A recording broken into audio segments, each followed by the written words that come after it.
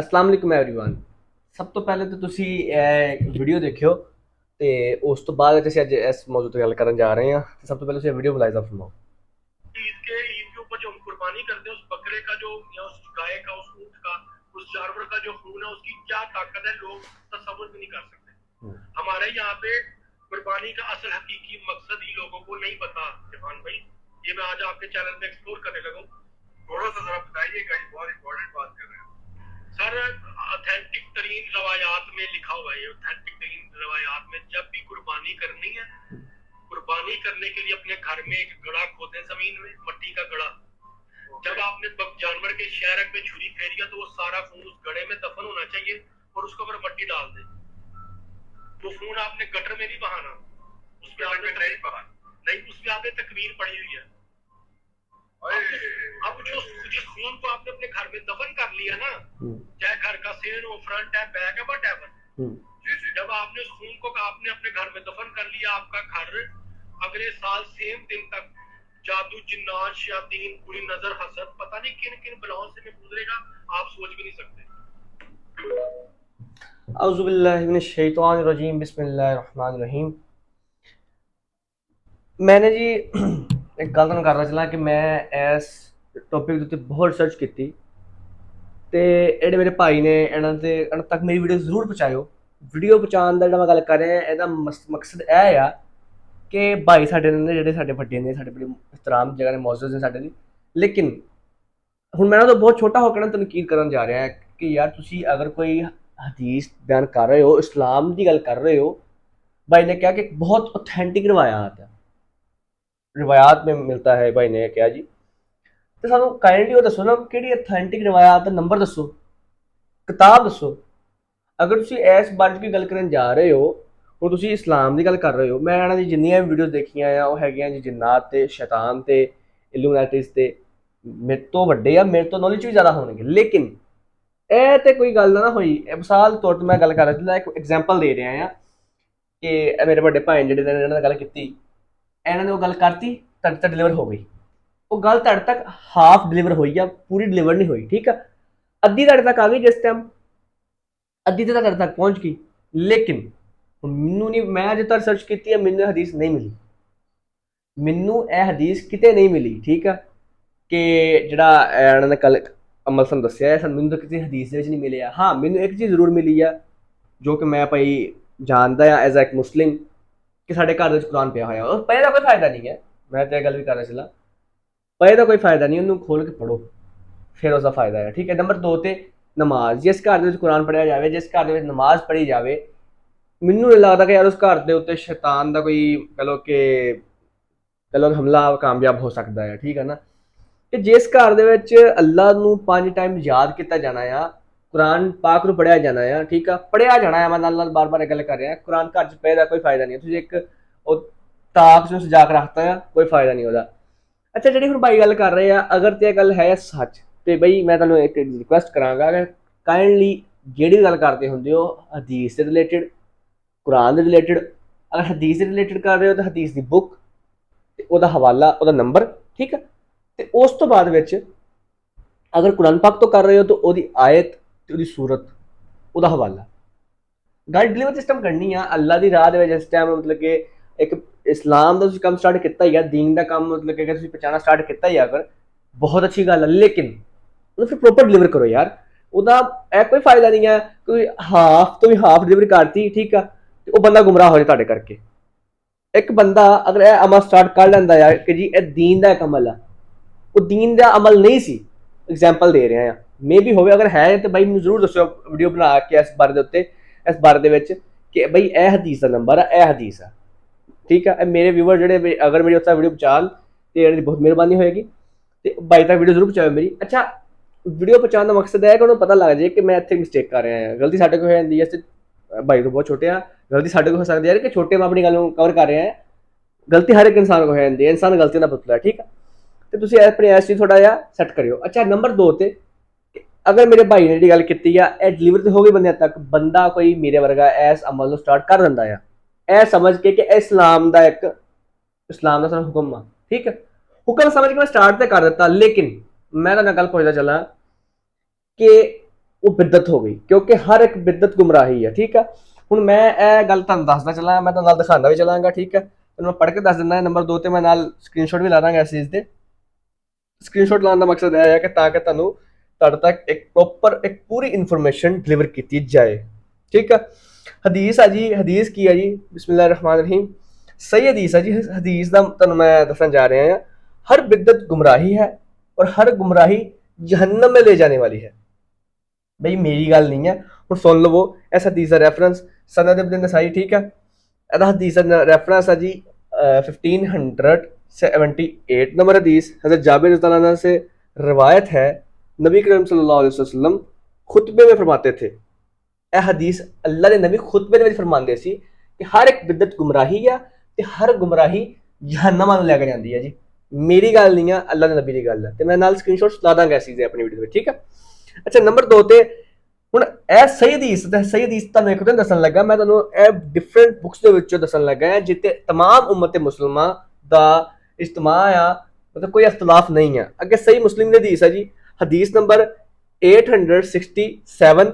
ਠੀਕ ਆ, ਨਬੀ ਕਰੀਮ ਸੱਲੱਲਾਹੁ ਅਲੈਹਿ ਵਸੱਲਮ ਇਸ ਹਦੀਸ ਨੂੰ ਬਿਆਨ ਕਰਦੇ ਸੀ ਕਿ ਇਹ ਮੇਰੀ ਉਮਤ ਹਰ ਇੱਕ, ਮੈਂ ਹੁਣ ਤੁਹਾਨੂੰ ਮਫਹੂਮ ਸਾਰਾ ਦੱਸਣ ਜਾ ਰਿਹਾ ਕਿ ਇਹ ਮੇਰੀ ਉਮਤ ਜਿਹੜੀ ਵੀ ਬਿਦਤ ਤੁਸੀਂ ਇਸਲਾਮ ਵਿੱਚ ਐਡ ਕਰ ਲਈ ਉਹ ਗੁੰਮਰਾਹੀ ਆ, ਤੇ ਹਰ ਇੱਕ ਗੁੰਮਰਾਹੀ ਜਹੰਨਮ ਵੱਲ ਲੈ ਕੇ ਜਾ ਰਹੀ ਆ। ਅਗਰ ਮੈਂ ਕੋਈ ਐਸੀ ਚੀਜ਼ ਇਸਲਾਮ ਦੇ ਵਿੱਚ ਐਡ ਕਰ ਲੈਂਦਾ ਆ ਜੋ ਕਿ ਅੱਲਾਹ ਦੇ ਵਿੱਚ ਸਾਡੇ ਤੱਕ ਟ੍ਰਾਂਸਫਰ ਨਹੀਂ ਕੀਤੀ, ਮੈਂ ਆਪਣੇ ਕੋਲ ਫੜ ਕੇ ਐਡ ਕੀਤੀ ਹੈ, ਮੇਰੀ ਗੱਲ ਜਾ ਰੱਖਿਓ, ਉਹ ਗੁੰਮਰਾਹੀ ਆ ਤੇ ਉਹ ਤਾਂ ਜਹੰਨਮ ਤੱਕ ਲੈ ਜਾਏਗੀ, ਕਿਉਂਕਿ ਮੇਰੀ ਗੱਲ ਨਹੀਂ ਹੈ, ਇਹ ਅੱਲਾਹ ਦੇ ਨਬੀ ਦੀ ਗੱਲ ਆ। ਠੀਕ ਹੈ, ਅੱਗੇ ਹੈ ਜੀ ਹਦੀਸ ਨੰਬਰ ਹਦੀਸ ਹੈ ਜੀ, ਬੁੱਕ ਦਾ ਨਾਮ ਸਨਦ ਇਬਨ ਦਾਊਦ ਹੈ। ਠੀਕ ਹੈ, ਹਦੀਸ ਨੰਬਰ 4607। ਠੀਕ ਹੈ, ਉਸ ਤੋਂ ਬਾਅਦ ਵਿੱਚ ਸਨਦ ਇਬਨ ਮਾਜਾ ਦੀ ਹਦੀਸ ਹੈ ਜੀ, ਹਦੀਸ ਨੰਬਰ 4542। ਠੀਕ ਹੈ, ਅੱਛਾ ਹੁਣ ਮੈਂ ਬਾਕੀ ਤੁਹਾਨੂੰ ਮੈਂ ਨਾ ਸਕਰੀਨਸ਼ਾਟ ਲਾ ਦਾਂਗਾ ਇਹਦੇ, ਬਾਕੀ ਇਨ ਡਿਟੇਲ ਤੁਸੀਂ ਖੁਦ ਵੀ ਪੜ੍ਹ ਲਿਓ, ਕਿਉਂਕਿ ਕੱਲਾ ਮੇਰੇ ਤੇ ਯਕੀਨ ਨਾ ਕਰੋ। ਮੈਂ ਗੱਲ ਕਰਦਾ ਕਿ ਭਾਈ ਮੈਂ ਐਡਾ ਕੋਈ ਆਲਮ ਨਹੀਂ ਹੈ, ਮੇਰੇ ਕੋਲ ਕੋਈ ਆਲਮ ਦੀ ਡਿਗਰੀ ਨਹੀਂ ਹੈ। ਠੀਕ ਹੈ, ਮੈਂ ਇੱਕ ਸਟੂਡੈਂਟ ਬਣਨਾ ਹੈ, ਤੇ ਮੈਂ ਉਹਨਾਂ ਨੂੰ ਗੱਲ ਤਾਂ ਕਰਨ ਜਾ ਰਿਹਾ ਕਿਉਂਕਿ ਯਾਰ ਅਸੀਂ ਗੁੰਮਰਾਹ ਹੋ ਸਕਦੇ ਹਾਂ। ਕਿਸ ਵਜ੍ਹਾ ਤੋਂ ਗੁੰਮਰਾਹ ਹੋ ਸਕਦੇ ਹਾਂ? ਕਿਉਂਕਿ ਸਾਡੇ ਕੋਲ ਟਾਈਮ ਹੀ ਨਹੀਂ ਹੈ। ਇਹ ਗਲਤ ਅਮਲ ਆ ਸਾਡਾ ਆਪਣਾ ਖੁਦ ਦਾ, ਕਿ ਅਸੀਂ ਇੱਕ ਬੰਦਾ ਡਾਕਟਰ ਬਣਿਆ, ਇੱਕ ਬੰਦਾ ਇੰਜੀਨੀਅਰ ਬਣਿਆ, ਇੱਕ ਬੰਦਾ ਮੈਂ ਕਹਿੰਦਾ ਜੀ ਕਿ ਸਾਇੰਟਿਸਟ ਬਣਿਆ ਮੁਸਲਮਾਨ ਹੋ ਕੇ, ਲੇਕਿਨ ਉਹਨੇ ਆਪਣਾ ਦੀਨ ਨਾ ਪੜਿਆ। ਬਾਈ ਨੇ ਗੱਲ ਤੇ ਕਰਤੀ, ਹੁਣ ਬਾਈ ਦੀ ਗੱਲ ਉਹਨਾਂ ਨੇ ਕਰਤੀ, ਉਸ ਗੱਲ ਤੁਸੀਂ ਅਮਲ ਕਰ ਲਿਆ। ਮੈਂ 50% ਜਿਹੜਾ ਕਸੂਰ ਆ ਉਹਨਾਂ ਦਾ ਕਹਾਂਗਾ, 50% ਮੈਂ ਉਸ ਬੰਦੇ ਦਾ ਕਹਾਂਗਾ ਜਿਹੜਾ ਉਸ ਗੱਲ ਦੇ ਉੱਤੇ ਅਮਲ ਕਰ ਰਿਹਾ ਆ ਬਗੈਰ ਕਿਸੇ ਵੀ ਰਿਸਰਚ ਤੋਂ। ਯਾਰ ਅੱਲਾ ਦੀ ਜ਼ਾਤ ਨੇ ਦਿਮਾਗ ਦਿੱਤਾ ਹੈ, ਠੀਕ ਹੈ, ਉਹ ਕਿਸੇ ਕੰਮ ਲਈ ਦਿੱਤਾ ਨਾ ਅੱਲਾ ਦੀ ਜ਼ਾਤ ਨੇ। ਠੀਕ ਹੈ ਨਾ, ਅੱਲਾ ਦੀ ਜ਼ਾਤ ਨੇ ਤੁਹਾਨੂੰ ਦੁਨੀਆ ਵਿੱਚ ਘਾਲਤਾ ਕਿ ਜਾ ਕੇ ਮੇਰੀ ਇਬਾਦਤ ਕਰੋ। ਅੱਲਾ ਜ਼ਾਤ ਨੇ ਆਪਣੀ ਇਬਾਦਤ ਲਈ ਪੈਦਾ ਕੀਤਾ ਹੈ, ਲੇਕਿਨ ਅਸੀਂ ਇਬਾਦਤ ਕਰਨ ਦੇ ਕੁਝ ਸਹੀ ਤਰੀਕੇ ਆ। ਠੀਕ ਹੈ, ਹੁਣ ਮੈਂ ਗੱਲ ਕਰਦਾ ਚੱਲਾਂ ਕਿ ਯਾਰ ਮੇਰਾ ਮੰਨਣਾ ਤੇ ਇਹ ਹੈ ਕਿ ਯਾਰ ਜਿਸ ਘਰ ਦੇ ਵਿੱਚ ਨਮਾਜ਼ ਪੜ੍ਹੀ ਜਾਵੇ, ਜਿਸ ਘਰ ਦੇ ਵਿੱਚ ਕੁਰਾਨ ਪੜ੍ਹਿਆ ਜਾਵੇ, ਉਸ ਘਰ ਦੇ ਵਿੱਚ ਸ਼ੈਤਾਨ ਵੈਸੇ ਹੀ ਨਹੀਂ ਆਉਂਦੇ। ਠੀਕ ਹੈ, ਤੇ ਲੇਕਿਨ ਅਗਰ ਮੈਂ ਹੁਣ ਡਿਨਾਈ ਨਹੀਂ ਕਰ ਰਿਹਾ ਭਾਈ ਦੀ ਗੱਲ ਨੂੰ, ਅਗਰ ਤੇ ਇਹ ਗੱਲ ਸੱਚ ਆ ਹਦੀਸ ਦੀ ਰੋਸ਼ਨੀ ਦੇ ਵਿੱਚ ਤੇ ਮੈਂ ਇਸ ਗੱਲ ਮੰਨਣ ਤਿਆਰ ਹਾਂ। ਲੇਕਿਨ ਅਗਰ ਇਹ ਗੱਲ ਹਦੀਸ ਦੀ ਰੋਸ਼ਨੀ ਨਹੀਂ ਹੈ, ਅਗਰ ਤੇ ਇਹ ਕਹ ਲਓ ਕਿ ਬੁਖਾਰੀ ਸ਼ਰੀਫ ਆ ਤੇ ਸਾਨੂੰ ਆਮੀਨ ਹੈ, ਤੇ ਅਗਰ ਕਹਾਣੀ ਸ਼ਰੀਫ ਆ ਤਾਂ ਫਿਰ ਸਾਨੂੰ ਆਮੀਨ ਨਹੀਂ ਹੈ। ਮੇਰਾ ਗੱਲ ਕਰਨ ਦਾ ਮਕਸਦ ਇਹ ਨਹੀਂ ਆ ਕਿ ਮੈਂ ਮੇਰੇ ਤੋਂ ਵੱਡੇ ਉਹਨਾਂ ਡਿਸਰਿਸਪੈਕਟ ਕਰ ਰਿਹਾ, ਨਹੀਂ। ਮੇਰਾ ਗੱਲ ਕਰਨ ਦਾ ਮਕਸਦ ਇਹ ਆ ਕਿ ਦੀਨ ਡਿਲੀਵਰ ਅਗਰ ਤੁਸੀਂ ਕਰ ਰਹੇ ਹੋ, ਅਗਰ ਇਸਲਾਮ ਡਿਲੀਵਰ ਕਰ ਰਹੇ ਹੋ, ਹੁਣ ਮੈਂ ਹਦੀਸ ਤੁਹਾਨੂੰ ਦੱਸੀ ਹੈ, ਮੈਂ ਚਾਹੁੰਦਾ ਤਾਂ ਮੈਂ ਤੁਹਾਨੂੰ ਸਾਲ ਤੋਂ ਸਿੱਧੀ ਸਿੱਧੀ ਹਦੀਸ ਦੱਸ ਦਿੰਦਾ। ਐਡੀ ਮਸ਼ਹੂਰ ਹਦੀਸ ਆ ਕਿ ਹਰ ਬੰਦੇ ਨੂੰ ਤਕਰੀਬਨ ਪਤਾ ਹੋਏਗੀ, ਲੇਕਿਨ ਮੈਨੂੰ ਇਸ ਗੱਲ ਦਾ ਇਖਤਲਾਫ ਆ ਸਕਦਾ ਤੇ ਤੁਹਾਡਾ ਇਸ ਗੱਲ 'ਤੇ ਇਖਤਲਾਫ ਕਰਨਾ ਬਣਦਾ ਵੀ ਹੈ ਕਿ ਤੁਸੀਂ ਭਾਜੀ ਜਿਹੜਾ ਸਰ ਪੂਰਾ ਦਿਨ ਗੱਲ ਦੱਸਦੀ ਹੈ, ਤੁਸੀਂ ਅੱਧੀ ਗੱਲ ਦੱਸੀ ਹੈ ਨਾ। ਮੈਂ ਤੁਹਾਨੂੰ ਹਦੀਸ ਦਾ ਨੰਬਰ, ਹਦੀਸ ਦੀ ਬੁੱਕ ਤਾਂ ਹੀ ਦੱਸੀ ਆ ਕਿਉਂਕਿ ਭਾਈ ਤੁਹਾਡੇ ਨੌਲੇਜ ਹੋਵੇ, ਤੁਹਾਡੇ ਇਲਮ 'ਚ ਹੋਵੇ ਕਿ ਇਹ ਕਿਤਾਬ ਦਾ ਨੰਬਰ ਆ ਜੀ, ਇਹ ਹਦੀਸ ਆ। ਠੀਕ ਹੈ, ਅੱਛਾ ਨੰਬਰ 3 ਤੇ ਮੈਂ ਹੁਣ ਆਪਣੀ ਵੀਡੀਓ ਨੂੰ ਅੱਗੇ ਲੈ ਕੇ ਚੱਲਦਾ ਜਾਵਾਂ, ਤੇ ਮੈਂ ਨੰਬਰ 3 ਤੇ ਗੱਲ ਕਰਦਾ ਚਲਾਂ ਕਿ ਯਾਰ ਵੱਡੀ ਈਦ ਆ ਰਹੀ ਹੈ, ਉਹ ਕੁਰਬਾਨੀ ਦੇ ਜਾਨਵਰ ਤੁਸੀਂ ਕੱਢ ਲਏ। ਕਾਈਂਡਲੀ ਹਰ ਇੱਕ ਉਸ ਘਰ ਦੇ ਵਿੱਚ ਜਿਸ ਘਰ ਵਿੱਚ ਤੁਸੀਂ ਗੋਸ਼ਤ ਦੇਣ ਜਾ ਰਹੇ ਹੋ, ਬਰਾਏ ਮਿਹਰਬਾਨੀ ਇੰਨਾ ਕੁ ਗੋਸ਼ਤ ਹਰ ਇੱਕ ਘਰ ਦੇ ਵਿੱਚ ਲਾਜ਼ਮ ਦਿਓ ਕਿ ਉਹਦਾ ਇੱਕ ਦਿਨ ਦਾ ਅੱਛਾ ਗੁਜ਼ਾਰਾ ਹੋ ਸਕੇ। ਮੇਰਾ ਮੰਨਣਾ ਇਹ ਨਹੀਂ ਕਿ 10 ਘਰਾਂ ਦੇ ਦਿਓ, ਨਹੀਂ। ਤੁਹਾਡੀ ਕੈਪੈਸਿਟੀ ਹੈ, ਤੁਹਾਡੀ ਕੁਰਬਾਨੀ ਹੈ, ਤੇ ਤੁਸੀਂ ਮੈਂ ਕਹਾਂਗਾ 5 ਘਰਾਂ ਦਿਓ, ਲੇਕਿਨ 5 ਘਰਾਂ ਨੂੰ ਮੁਸਤਹਿਕ 5 ਘਰਾਂ ਦੇ ਦਿਓ। ਮੁਸਤਹਿਕ ਤੋਂ ਮੁਰਾਦ ਕਿ ਜਿਹਨਾਂ ਦਾ ਬਣਦਾ ਤੁਹਾਡੇ ਪਿੰਡ ਦੇ ਵਿੱਚ, ਤੁਹਾਨੂੰ ਪਤਾ ਕਿਹੜੇ ਕਿਹੜੇ ਸ਼ਹਿਰ ਦੇ ਜਿਹੜੀ ਆਵਾਮ ਆ। ਅੱਛਾ ਉਹ ਬਣਦਾ ਤਾਂ ਹੈ ਹੀ ਆ। ਇਸ ਗੱਲ ਮੈਂ ਤਾਂ ਕਰਦਾ ਕੋਟ ਕਰਨਾ ਚਾਹ ਰਿਹਾ ਵਾਂ ਕਿਉਂਕਿ ਅੱਗੇ ਤੁਹਾਨੂੰ ਗੱਲ ਦੱਸਣਾ ਚਲਾਂਗਾ।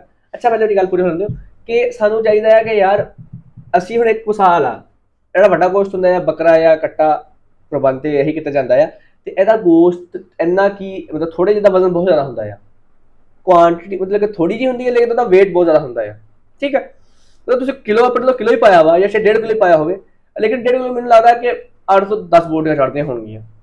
ਅੱਛਾ ਥੋੜੀ ਮੇਰੀ ਮਿਸਟੇਕ ਹੋ ਰਹੀ ਹੋ, ਥੋੜੀ ਜ਼ਿਆਦਾ ਕਰ ਲਿਓ, ਠੀਕ ਹੈ, ਲੇਕਿਨ ਇੰਨਾ ਕੀ ਗੋਸ਼ਤ ਚੜ੍ਹਦਾ ਹੈ। ਤੇ ਯਾਰ ਇੱਕ ਮਿਸਾਲ ਹੈ ਕਿ ਘਰ ਦੇ ਵਿੱਚ ਇੱਕ 5 ਅਫਰਾਦ ਤੇ ਇੱਕ ਘਰ ਮੁਸ਼ਤਮਿਲ ਸੀ, ਤੁਸੀਂ ਉਸ ਦੇ ਘਰ ਦੇ ਵਿੱਚ 1 ਕਿਲੋ ਜਾਂ 1.5 ਕਿਲੋ ਗੋਸ਼ਤ ਦੀਆਂ ਹੈ, ਉਹ 1.5 ਕਿਲੋ ਨੂੰ ਕੀ ਕਰ ਲੈਣਗੇ? ਉਹ 1.5 ਕਿਲੋ ਆਪਣੇ ਅੱਗੇ ਰੱਖ ਕੇ ਦੇਖ ਸਕਦੇ ਆ, ਜਾਂ ਇੱਕ ਟਾਈਮ ਦਾ ਸ਼ੋਰੇ ਵਾਲਾ ਪਕਾ ਸਕਦੇ ਆ, ਵਿਚਾਰੇ ਸ਼ੋਰੇ ਵਾਲਾ ਪਕਾ ਸਕਦੇ ਆ। ਹੁਣ ਮੈਂ ਗੱਲ ਕਰਦਾ ਚਲਾਂ, ਅਲਹਮਦੁਲਿਲਾ ਅੱਲਾ ਦਾ ਬੜਾ ਅਹਿਸਾਨ ਸਾਡੇ ਤੇ ਕਿ ਅਸੀਂ ਅੱਲਾ ਦਾ ਮੈਂ ਜਿੰਨਾ ਸ਼ੁਕਰ ਕਰਾਂ ਉਹਨਾਂ ਕੰਮ ਆ, ਸਾਡੇ ਘਰ ਕੁਰਬਾਨੀ ਹੁੰਦੀ ਹੈ। ਤੇ ਇੱਕ ਸਾਲ ਐਸਾ ਆਇਆ ਕਿ ਸਾਡੇ ਘਰ ਕੁਰਬਾਨੀ ਸੀ ਲੇਕਿਨ ਨੈਕਸਟ ਡੇ ਸੀ, ਮਤਲਬ ਕਿ ਵੱਡਾ ਜਾਨਵਰ ਸੀ ਸਾਡਾ, ਤੇ ਅਸੀਂ ਪਹਿਲਾਂ ਕੁਰਬਾਨੀ ਨਹੀਂ ਕੀਤੀ ਨਾ। ਜਿਹੜਾ ਕਸਾਈ ਸੀ ਉਹਨੇ ਕਿਹਾ ਜੀ ਟਾਈਮ ਹੈ ਨਹੀਂ ਅੱਜ ਮੇਰਾ, ਤੇ ਮੈਂ ਅਗਲੇ ਦਿਨ ਕੁਰਬਾਨੀ ਤੁਹਾਡੀ ਨਾ ਤੁਹਾਡਾ ਜਾਨਵਰ ਜਿਹੜਾ ਜ਼ਬਾ ਕਰਾਂਗਾ ਆ ਕੇ। ਅੱਛਾ ਠੀਕ ਹੈ, ਹੁਣ ਗਫਲਾ ਸਾਡੇ ਕੋਲ ਆਇਆ ਕਿ ਸਾਨੂੰ ਨਾ ਇਹ ਯਾਦ ਨਹੀਂ ਰਿਹਾ ਕਿ ਅਸੀਂ ਉਸ ਕਮਿਊਨਿਟੀ ਦੇ ਵਿੱਚ ਰਹਿੰਦੇ ਪਏ ਹਾਂ ਜਿੱਥੇ ਇੱਕ ਹਮਸਾਇਆ ਨੂੰ ਇਹ ਨਹੀਂ ਪਤਾ ਕਿ ਮੇਰਾ ਹਮਸਾਇਆ ਭੁੱਖਾ ਆ ਜਾਂ ਰਜਿਆ ਹੋਇਆ ਵਾ। ਹੁਣ ਸਾਡੇ ਕੋਲ ਗਲਤੀ ਹੋਈ ਸਕਦੀ, ਸਾਡੀ ਆਪਣੀ ਹੈ, ਮੈਂ ਕਿਸੇ ਵੀ ਬੰਦੇ ਟਾਰਗੇਟ ਨਹੀਂ ਕਰ ਰਿਹਾ, ਹਿੱਟ ਨਹੀਂ ਕਰ ਰਿਹਾ। ਅਗਰ ਕਿਸੇ ਬੰਦੇ ਮੇਰੀ ਗੱਲ ਬੁਰੀ ਲੱਗੇ ਤਾਂ ਮੈਂ ਮਾਰ ਖਾਇਆ ਪਹਿਲੀ। ਅੱਛਾ ਹੁਣ ਅਸੀਂ ਨਾ ਇੱਕ ਚੀਜ਼ ਸੋਚੀ ਕਿ ਅੱਜ ਦਾ ਗੋਸ਼ਤ ਆਏਗਾ, ਮੈਂ ਥਿੰਕਿੰਗ ਦੱਸ ਰਿਹਾ ਤੁਹਾਨੂੰ, ਮੈਂ ਆਪਣੀ ਗੱਲ ਕਿਉਂ ਸ਼ਰਮਾਵਾਂ, ਜੋ ਮੈਂ ਸੋਚਿਆ ਤੇ ਮੈਂ ਉਹਨਾਂ ਨੂੰ ਗੱਲ ਦੱਸਦਾ ਪਿਆ ਕਿਉਂਕਿ ਈਦ ਦਾ ਦਿਨ ਸੀ, ਤੇ ਛੋਟੀ ਈਦ ਨਹੀਂ ਸੀ ਵੱਡੀ ਈਦ ਸੀ, ਤੇ ਮੈਨੂੰ ਲੱਗਦਾ ਸੀ ਕਿ ਸਾਡੇ ਕਿਸੇ ਫੈਸਲੇ ਕੋਲ ਗੋਸ਼ਤ ਆਏਗਾ। ਫਿਰ मैंने ईद नमाज पढ़ी तो 10 का टाइम हो गया, शायद 11 का टाइम ही हो गया क्योंकि टाइम तो लगता है इस चीज़ में। 11 तो 12 का टाइम हो गया, घर ने कहा बेटा जा चिकन ले आओ, वो अल्लाह ने किसी बंदे रेफरेंस पा के चिकन लेके आए। बड्डी का दिन से चिकन कितने लभना सी, बड़ा औखा हो गया, एक मुर्गी लभी चिकन की, ठीक है। अच्छा यार जी मेरी उम्मीद सी ना, वो उम्मीद मेरी टुटे ने जिस टाइम मैंने बड़ा दुख होया। मैं कहा यार कि साडे पिंड दे पता नहीं किन्ने लोग ऐसे होणगे ਜਿਹੜੇ ਲੋਕ ਜਿਹੜੇ ਸੋਚ ਰਹੇ ਹੁੰਦੇ ਕਿ ਅੱਜ ਈਦ ਦਾ ਦਿਨ ਨਾ ਸਾਡੇ ਘਰ ਸਾਨੂੰ ਗੋਸ਼ਤ ਲੋਕ ਦੇਣ ਆਉਣਗੇ, ਸਾਡਾ ਹਿੱਸਾ ਆਏਗਾ ਸਾਡੇ ਕੋਲ, ਤੇ ਜਿਹੜੇ ਸਾਡੇ ਭਰਾ ਮਤਲਬ ਕਿ ਹਿੱਸਾ ਪੂਰਾ ਲੋਕਾਂ ਦਾ ਨਹੀਂ ਕੱਢਦੇ, ਗਲਤ ਕਰਦੇ ਹੋ ਯਾਰ। ਮੈਂ ਤਾਂ ਨਹੀਂ ਕਹਾਂਗਾ ਬਾਈ ਮੈਂ ਕੋਈ ਐਡਾ ਤੁਹਾਡੇ ਤੋਂ ਵੱਡਾ ਨਹੀਂ ਹੈ, ਜਾਂ ਮੈਂ ਐਡਾ ਕੋਈ ਆਲਮ ਫਾਜ਼ਲ ਨਹੀਂ ਹੈ, ਜਾਂ ਮੈਂ ਮੇਰੇ ਵੀ ਮਾਲ ਮੇਰਾ ਰੱਬ ਜਾਣਦਾ ਹੈ, ਠੀਕ ਹੈ। ਲੇਕਿਨ ਐਜ਼ ਆ ਭਰਾਵਾਂ ਤੁਹਾਨੂੰ ਐਡਵਾਈਸ ਹੈ ਕਿ ਯਾਰ ਇੱਕ ਘਰ 'ਚ ਦਿਓ, ਲੇਕਿਨ ਦਿਓ ਕਮ ਸੇ ਕਮ ਕੁਆਂਟਿਟੀ ਉਹਦੀ ਇੰਨੀ ਹੋਵੇ ਕਿ ਉਹਨਾਂ ਦਾ ਇੱਕ ਦਿਨ ਦਾ ਅੱਛਾ ਗੁਜ਼ਾਰਾ ਹੋ ਸਕੇ, ਠੀਕ ਹੈ। ਨੰਬਰ 2 ਤੇ ਕਿ ਯਾਰ ਹੱਕਦਾਰ ਜ਼ਰੂਰ ਦਿਓ, ਹੱਕਦਾਰ ਜ਼ਰੂਰ ਦਿਓ। ਅਮੀਰ ਨੂੰ ਮੈਂ ਗੱਲ ਕਰਾਂਗਾ, ਹਾਂ ਇਸਲਾਮ ਤੇ ਨਹੀਂ ਸਿਰ ਕਹਿੰਦਾ ਆ ਤੁਹਾਡਾ ਆਪਣਾ, ਤੁਹਾਡੇ ਰਿਸ਼ਤੇਦਾਰਾਂ ਦਾ, ਗਰੀਬਾਂ ਦਾ, ਠੀਕ ਹੈ। ਹੁਣ ਮੇਰਾ ਗੱਲ ਕਰਨ ਦਾ ਮਕਸਦ ਹੈ ਕਿ ਯਾਰ ਤੁਹਾਡਾ ਰਿਸ਼ਤੇਦਾਰ ਹੈ ਨਾ, ਹੁਣ ਤੁਸੀਂ ਅਮੀਰ ਹੋ, ਅੱਲਾ ਦਾ ਆਸਾਨ ਹੈ ਤੁਹਾਡੇ ਤੇ, ਅਗਰ ਤੁਹਾਡਾ ਰਿਸ਼ਤੇਦਾਰ ਵੀ ਥੋੜਾ ਜਿਹਾ ਖਾਂਦਾ ਪੀਂਦੇ ਘਰ ਤੋਂ ਬਿਲੋਂਗ ਕਰਦਾ ਆ, ਤੇ ਇੰਜ ਕਰੋ ਤੁਸੀਂ ਕਿ ਜਿਹੜਾ ਉਹਦਾ ਉਹ ਗੋਸ਼ਤ ਆ ਉਸ ਬੰਦੇ ਦੇ ਹਿੱਸੇ ਦਾ, ਕਿਸ ਬੰਦੇ ਦੇ ਹਿੱਸੇ ਦਾ, ਜਿਹੜਾ ਰਿਸ਼ਤੇਦਾਰ ਹਿੱਸੇ ਦਾ ਗੋਸ਼ਤ ਉਹਦੇ ਕਰ ਕਿਲੋ ਖਿਲਾਓ, ਕਿਲੋ ਕਿਉਂ ਖਿਲਾਓ। ਇਹ ਨਹੀਂ ਮੈਂ ਕਰ ਰਿਹਾ, ਅੱਲਾ ਮੈਨੂੰ ਮਾਫ ਕਰੇ ਅਗਰ ਮੈਂ ਕਿਸੇ ਗਲਤ ਹੋਵਾਂ, ਅੱਲਾ ਮੈਨੂੰ ਮਾਫ ਕਰੇ। ਮੈਂ ਗੱਲ ਤਾਂ ਕਰਦਾ ਪਿਆ ਉਹਦੇ ਕਰ ਕਿਲੋ ਤਾਂ ਖਿਲਾ ਦੋ ਕਿ ਯਾਰ ਉਹਦੀ ਕੁਰਬਾਨੀ ਅਗਰ ਹੈ ਜਾਂ ਬਾਈ ਤੇ ਆਪਣੀ ਕੁਰਬਾਨੀ ਮੈਂ ਨਹੀਂ ਕਰ ਸਕਦਾ ਹੈ, ਹਿੱਸਾ ਉਹਦਾ ਦਿਓ, ਲੇਕਿਨ ਥੋੜਾ ਕਮ ਵੀ ਦੇ ਦਿਓ ਕਿ ਉਹ ਚੱਲ ਜਾਏਗਾ। ਕਿਉਂਕਿ ਯਾਰ ਉਹਦਾ ਕਿਲੋ ਨਾ ਤੁਸੀਂ 5 ਕਿਲੋ ਘਾਲ ਦੋ, ਉਹਨੇ ਉਹ ਵੀ ਫਰੀਜ਼ਰ 'ਚ ਰੱਖਣਾ ਹੈ, ਤੁਸੀਂ ਕਿਲੋ ਘਾਲ ਦੋ, ਉਹਨੇ ਫਰੀਜ਼ਰ 'ਚ ਰੱਖਣਾ ਹੈ, ਜਿਹਦੇ ਕਰ ਆਪਣੀ ਕੁਰਬਾਨੀ ਹੈ। ਮੈਂ ਮੇਰੇ ਘਰ ਅਗਰ ਆਪਣੀ ਕੁਰਬਾਨੀ ਹੈ ਆ ਤੇ ਬਾਈ ਤੁਸੀਂ ਮੈਨੂੰ 2 ਕਿਲੋ ਘਾਲ ਦੋਗੇ ਉਹ ਵੀ ਫਰੀਜ਼ਰ ਜਾਣਾ ਹੈ, ਤਾਂ 10 ਕਿਲੋ ਘਾਲ ਦੋਗੇ ਉਹ ਫਰੀਜ਼ਰ ਜਾਣਾ ਹੈ, ਜੇ ਕੁਛ ਨਾ ਵੀ ਕਰ ਲੋਗੇ ਤਾਂ ਵੀ ਮੇਰਾ ਸਰਦਾ ਹੈ। ਲੇਕਿਨ ਯਾਰ ਜਿਸ ਬੰਦੇ ਘਰ ਨਹੀਂ ਹੈ ਮੇਰਾ ਭਾਈ, ਉਸ ਬੰਦੇ ਘਰ ਲਾਜ਼ਮੀ ਕਰ ਲਓ ਯਾਰ। ਇੱਕ ਬੰਦਾ ਆ ਮਾੜਾ ਆ ਵਿਚਾਰਾ ਨਹੀਂ ਕਰ ਸਕਦਾ, ਉਹਦੇ ਘਰ ਲਾਜ਼ਮੀ ਕਰ ਲਓ। ਰਿਕੁਐਸਟ ਹੈ ਮੇਰੀ ਤੁਹਾਡੇ ਸਾਰਿਆਂ ਨੂੰ, ਤੇ ਅੱਲਾ ਸਾਡੇ ਸਭ ਦੀ ਕੁਰਬਾਨੀਆਂ ਨੂੰ ਕਬੂਲ ਫਰਮਾਏ। ਅੱਲਾ ਜ਼ਾਤ ਅਗਰ ਸਾਡੇ ਕੋਲ ਕੋਈ ਗਲਤ ਅਮਲ ਹੋ ਜਾਂਦਾ ਹੈ ਤਾਂ ਅੱਲਾ ਜ਼ਾਤ ਸਾਨੂੰ ਮਾਫ ਫਰਮਾਏ। ਮੈਂ ਗੱਲ ਕਰਦਾ ਚੱਲਾਂ ਆਪਣੀ ਵੀਡੀਓ ਦੇ ਐਂਡ ਤੇ ਕਿ ਅੱਲਾ ਰੱਬੁਲ ਇਜ਼्ज़त ਦੀ ਜ਼ਾਤ ਇੱਕ ਐਸੀ ਜ਼ਾਤ ਆ ਕਿ ਜਿਹੜੀ ਕਹਿੰਦੀ ਹੈ ਕਿ ਬੰਦੇ ਮੇਰੇ ਕੋਲ ਮਾਫੀ ਮੰਗ ਲੈ ਤੈਨੂੰ ਮਾਫ ਕਰ ਦਾਂਗਾ, ਬੰਦਾ ਮਾਫ ਨਹੀਂ ਕਰਦਾ। ਰੱਬ ਤੇ ਕਹਿੰਦਾ ਹੈ ਕਿ ਬੰਦੇ ਮਾਫੀ ਮੰਗ ਲੈ ਤਾਂ ਮੈਂ ਤੈਨੂੰ ਮਾਫ ਕਰ ਦਾਂਗਾ, ਅੱਲਾ ਜ਼ਾਤ ਕਹਿ ਰਹੀ ਹੈ। ਲੇਕਿਨ ਅਸੀਂ ਗਫਲਤ ਦੇ ਵਿੱਚ ਹਾਂ, ਅਸੀਂ ਇਸ ਜ਼ਾਤ ਕੋਲੋਂ ਮਾਫੀ ਨਹੀਂ ਮੰਗਣ ਦੇ, ਸਾਨੂੰ ਗਫਲਤ ਦੂਰ ਕਰਨੀ ਚਾਹੀਦੀ ਹੈ। ਤੇ ਬਾਕੀ ਮੈਂ ਤੁਹਾਡਾ ਦੋਸਤ ਚੌਧਰੀ ਮੁਹੰਮਦ ਵਜੀਰ ਸੇ ਤੁਹਾਡੇ ਕੋਲ ਲੈਣਾ ਇਜਾਜ਼ਤ, ਤੇ ਮੇਰੇ ਚੈਨਲ ਡੇਲੀ ਲਾਈਫ ਵਿਦ ਵਜੀ ਨੂੰ ਸਬਸਕ੍ਰਾइब करो। अगर वीडियो अच्छी लगी हो लाइक कमेंट ते आके शेयर जरूर करो, तो बेल आइकन दबाना ना भूलियो। अल्लाह हाफिज़, अल्लाह साढ़े सब दा हामी नासिर।